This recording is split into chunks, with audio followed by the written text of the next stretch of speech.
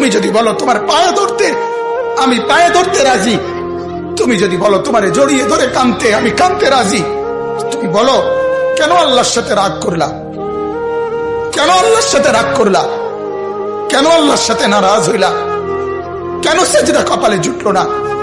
কেন মালিকের সাথে সারাদিনের এত কিছুর বিনিময়ে আল্লাহ তাআলা একটা মিস কল দিলে, 2 সেকেন্ডের একটা মিস কল দিলে বন্ধু তুমি টের পাও তোমার মোবাইলে মিস কল আসছে।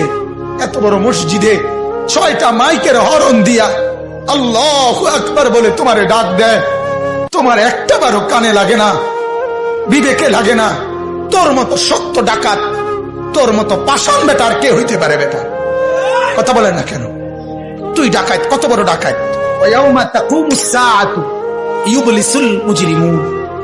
আল্লাহ তাআলা বলেন যখন হাসরের মাঠ কায়েম হবে, হাসরের মাঠ যখন কায়েম হবে, নাফরমানরা, পাপীরা, সমস্ত অপরাধীরা হাসরের মাঠের দৃশ্য এক নজর চতুর্দিক দেখার পর, অবস্থাটা উপলব্ধি করার পরে ইউবলিসুল মুজরিমুন, আল্লাহ বলে সব পাপীরা একেবারে ভেবাচেকা, একেবারে এলোমেলো, অস্থির, পেরেশান হয়ে যায়।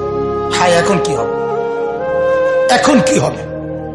হাসরের ময়দানে দাঁড়িয়ে দেখবে আল্লাহ নবী সাল্লাল্লাহু আলাইহি সাল্লাম বলেন 2টা কদম, শুধুমাত্র 2 পাও রাখা যায় যতটুকু জায়গা। আল্লাহ রাসূল সাল্লাল্লাহু আলাইহি সাল্লাম বলেন একজন মানুষ হাসরের ময়দানে শুধু এতটুকু জায়গায় বরাদ্দ পাবে। এক সুতা ডানে বামে সামনে পিছনে